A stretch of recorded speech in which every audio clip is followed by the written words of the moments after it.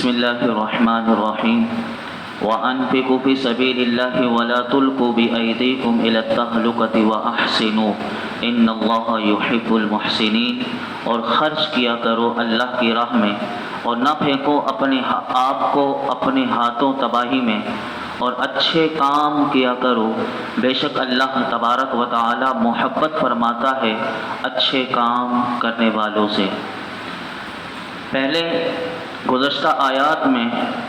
جانی جہاد کا حکم دیا جا رہا تھا، اب یہاں سے مالی جہاد کا حکم دیا جا رہا ہے۔ اللہ کی راہ میں خرچ کرو اور اپنے ہاتھوں کو تباہی میں نہ ڈالو۔ اس سے کیا مراد ہے؟ اس سے مراد مفسرین فرماتے ہیں کہ حضرت ابو ایوب انصاری رضی اللہ تعالی عنہ آپ فرماتے ہیں کہ اپنے ہاتھوں اپنے آپ کو ہلاکت میں ڈالنے کا مطلب یہ ہے کہ انسان اللہ کے راستے میں جہاد چھوڑ دے۔ امام ترمذی رحمۃ اللہ علیہ ایک حدیث پاک لائے، آپ فرماتے ہیں اسلم ابی عمران سے مروی ہے کہ جب ہم نے قسطنطنیہ پر حملہ کیا تو رومیوں کا ایک لشکر جرار ہمارے مقابلے میں صف آرا ہوا، مسلمانوں کی فوج بھی ان کے مقابلے میں ڈٹ گئی۔ ایک مسلمان سپاہی نے تنہا لشکر روم پر حملہ کر دیا اور ان کی صف میں وہ گھس گیا، لوگ چلائے سبحان اللہ، اور پھر اس نے کیا کیا؟ پھر اس شخص نے، وہ مسلمانوں میں سے ہی تھا لیکن اس نے خودکشی کر لی، اپنے آپ کو اپنے ہاتھوں ہلاک کر دیا۔ فرماتے ہیں حضرت ابو ایوب کھڑے ہو گئے اور فرمانے لگے اے لوگو، تم نے اس آیت کا مطلب غلط سمجھا کہ اپنے ہاتھوں کو اپنے یعنی نہ پھینکو اپنے ہاتھوں کو اپنے آپ کو اپنے ہاتھوں تباہی میں، اس کا مطلب یہ ہے، آؤ میں تمہیں اس کا شان نزول بتاتا ہوں۔ فرماتے ہیں کہ جب اسلام کو غلبہ حاصل ہو گیا اور مسلمان مجاہدوں کی تعداد بھی کافی بڑھ گئی تو ہم انصار نے خفیہ مشورہ کیا کہ اب جام بازوں کی کمی بھی نہیں رہی اور اسلام کو اللہ نے عزت اور عظمت بھی حاصل کر دی ہے، یعنی اسے عزت و عظمت بھی حاصل ہو گئی ہے، اور ہم مسلسل کئی سال تک ہم اپنی کھیتی باڑی اور کاروبار کی طرف توجہ نہیں دے سکے۔ اب ہمیں اپنی مالی حالت درست کرنے کے لیے ساری کوششیں صرف کرنی چاہیے۔ اس وقت اللہ رب العالمین نے یہ آیت نازل فرمائی اور جس میں یہ واضح کر دیا اے انصار، اگر تم نے جہاد کو چھوڑ کر زراعت و تجارت میں کھو کر رہ گئے تو سمجھ لو کہ تم نے اپنے آپ کو اپنے ہاتھوں سے ہلاکت کے گھڑے میں پھینک دیا۔ تو یہ دیکھیے صحابی رسول بتا رہے ہیں اس آیت کا شان نزول یہ ہے اور یہ اس طرح نازل ہوئی۔ پھر یہی حضرت ابو ایوب انصاری یہ لوگوں کو بتا رہے ہیں میدان جہاد میں، اور راوی کہتے ہیں کہ یہ لڑتے رہے یہاں تک کہ جام شہادت انہوں نے نوش کیا، اور قسطنطنیہ میں ہی ان کا مزار پر انوار ہے، وہاں پر آج تک یہ آرام فرما ہے۔ اسی طرح اللہ رب العالمین نے آگے ارشاد فرمایا کہ وَأَتِمُّ الْحَجَّ وَالْعُمْرَةَ لِلَّهِ فَإِنْ أُحْصِرْتُمْ فَمَا اسْتَيْسَرَ مِنَ الْهَدْيِ وَلَا تَحْلِقُوا رُؤُوسَكُمْ حَتَّى يَبْلُغَ الْهَدْيُ مَحِلَّهُ فَمَنْ كَانَ مِنْكُمْ مَرِيضًا أَوْ بِهِ أَذًى مِنْ رَأْسِهِ فَفِدْيَةٌ مِنْ صِيَامٍ أَوْ صَدَقَةٍ أَوْ نُسُكٍ فَإِذَا أَمِنْتُمْ فَمَنْ تَمَتَّعَ بِالْعُمْرَةِ إِلَى الْحَجِّ فَمَا اسْتَيْسَرَ مِنَ الْهَدْيِ فَمَنْ لَمْ يَجِدْ فَصِيَامُ 3 أيام في الحج و7 إذا رجعتم تلك 10 كاملة ذلك لمن لم يكن أهله حاضر المسجد الحرام واتقوا الله واعلموا أن الله شديد العقاب۔ یہاں سے اب حج کے بارے میں اللہ رب العالمین نے قرآن حکیم کی سورہ بقرہ کی آیت نمبر 196 میں کیا ارشاد فرمایا، اس کا ترجمہ بڑا غور سے سماعت کیجیے گا تو آپ کو کافی باتیں سمجھ میں آ جائیں گی۔ فرمایا وَأَتِمُّ الْحَجَّ وَالْعُمْرَةَ لِلَّهِ، اور پورا کرو حج اور عمرہ اللہ کی رضا کے لیے۔ عرب قدیم زمانے سے حج کیا کرتے تھے، لیکن ان کے نزدیک حج جو تھا وہ ایک میلہ یا تجارتی منڈی بن کر رہ گیا تھا، عبادت کا پہلو ان کے اندر سے بالکل یعنی کہ ختم ہو گیا تھا، اتنا غیر اور اہم ہو گیا تھا کہ اس کا کوئی اثر ہی محسوس نہیں کیا جاتا تھا۔ لوگ حج کے درمیان آتے، آج بھی ایسا ہی ہوتا جا رہا ہے کہ لوگ اس زمانے میں کیا ہوا کہ آتے تھے، سیر و تفریح کرتے تھے، اور شاعر آتے تو وہ اپنے قصیدے پڑھ کر لوگوں کو سناتے، اور اسی طرح خطیب آتے تو وہ اپنے آتشی خطبے لوگوں کو سناتے، اور اسی طرح اپنی فصاحت اور اپنی بلاغت لوگوں کے دلوں پر، ان کے دلوں پر اپنا سکہ جماتے اور چلے جاتے۔ چند روز تجارت بھی ہوتی اور اس کا بازار بھی بڑا گرم رہتا، اور اس کے بعد اللہ تعالیٰ ان لوگوں سے کیا فرماتا ہے کہ تم حج اور عمرہ کرو، لیکن اللہ کی عبادت اور اس کی رضا جوئی کے لیے، یعنی پورے آداب اور شرائط کے ساتھ، پورے اخلاص اور حسن نیت کے ساتھ حج کرو۔ یہ آیت مبارکہ میں اللہ رب العالمین نے ان لوگوں کو فرمایا۔ آگے فرمایا فَإِنْ أُحْصِرْتُمْ فَمَا اسْتَيْسَرَ مِنَ الْهَدْيِ، پھر اگر تم گر جاؤ تو قربانی کا جانور جو آسانی سے مل جائے وہ بھیج دو، اور نہ منڈاؤ اپنے سر یہاں تک کہ پہنچ جائے قربانی کا جانور اپنے ٹھکانے پر۔ پس جو شخص تم میں سے بیمار ہو یا اسے کچھ تکلیف ہو سر میں، وہ سر منڈا لے اور فدیہ دے دے روزوں سے یا خیرات سے یا قربانی سے۔ اور جب تم امن میں ہو جاؤ اور حج سے پہلے مکے پہنچ جاؤ تو جو فائدہ اٹھانا چاہے عمرے کا حج کے ساتھ تو جو اسے میسر ہو قربانی دے۔ پھر جسے قربانی کی طاقت نہ ہو تو وہ 3 دن روزے رکھے حج کے وقت، اور 7 جب تم گھر لوٹ آؤ۔ یہ پورے 10 روزے ہوئے۔ یہ رعایت اس کے لیے ہے جس کے گھر والے مسجد حرام کے قریب نہ ہو، اور ڈرا کرو اللہ سے اور جان لو کہ بے شک اللہ رب العالمین سخت عذاب دینے والا ہے۔ یہاں پر اس آیت کے تحت مفسرین فرماتے ہیں کہ فرمایا گیا کہ اگر تم احرام حج کا باندھ چکو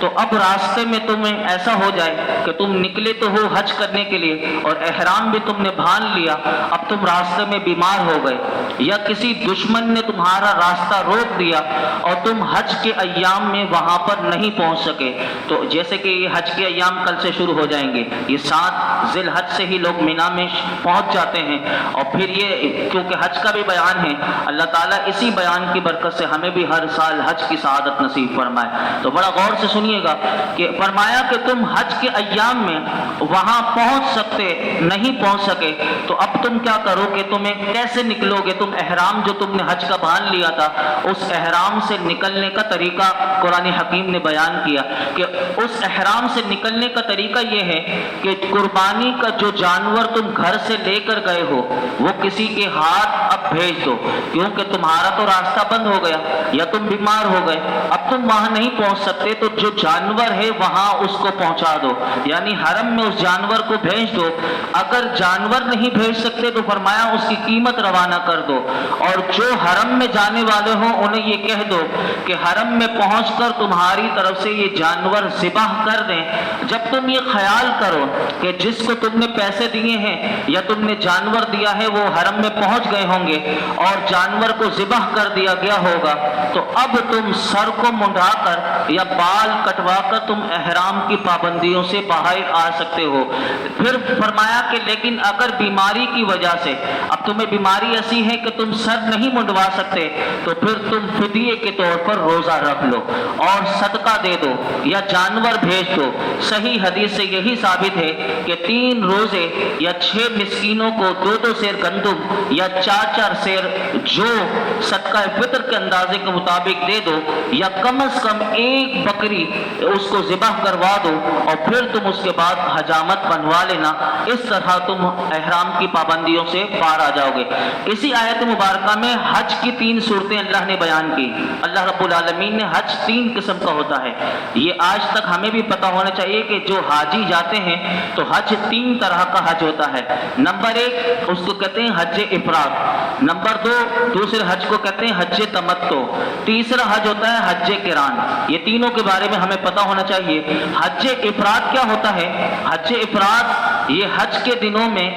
وہ لوگ جو صرف وہیں رہتے ہیں حرم میں کے پاس ہی، جن کی رہائش ہے عرب کے رہنے والے، تو وہ لوگ حج کریں گے، وہ حج افراد کریں گے، اور حج افراد میں جب وہ حج کریں گے تو ان کے اوپر قربانی واجب نہیں۔ اب اب آئیے حج تمتع اور حج قران کیسے کہتے ہیں۔ حج تمتع عموماً پاکستان سے جو جاتے ہیں تو یا دوسرے ممالک سے بھی جو آتے ہیں تو وہ عموماً حج تمتع کرتے ہیں۔ حج تمتع میں کیا ہوتا ہے؟ حج تمتع میں یہ ہوتا ہے کہ ایک سفر میں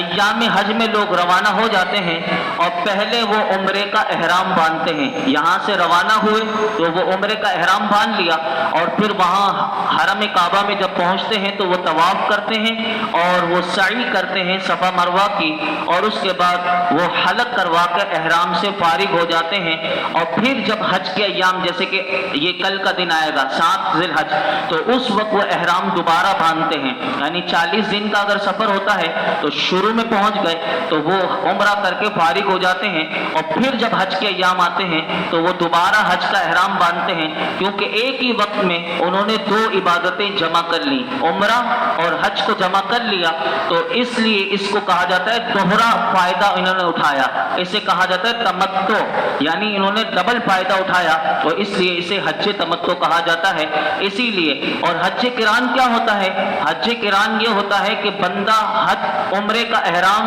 اور حج کا احرام ایک ساتھ اس کی نیت کر کے باندھتا ہے، یعنی عمرے کی بھی نیت کا احرام اور حج کا احرام وہ ایک ہی احرام ہوتا ہے لیکن نیت ڈبل کی جاتی ہے۔ اب اس میں کیا ہوتا ہے کہ جب وہ عمرہ کر کے فارغ ہو جاتا ہے تو وہ سر نہیں منڈواتا اور احرام بدستور اس کے بدن پر رہتا ہے، اور حج کے ایام میں بھی وہ احرام اس کا ہوتا ہے، اور پھر جب وہ حج کے جو سارے ارکان ہوتا ہے وہ ادا کر کے اور قربانی کر کے پھر حلق جب کرواتا ہے تو پھر وہ احرام سے فارغ ہوتا ہے۔ اس طرح ان دونوں پر قربانی کرنا لازمی قرار دیا گیا کہ جو حج تمتع کرے گا یا حج قران کرے گا، وہ اس آیت میں اللہ رب العالمین نے بتایا۔ اسی طرح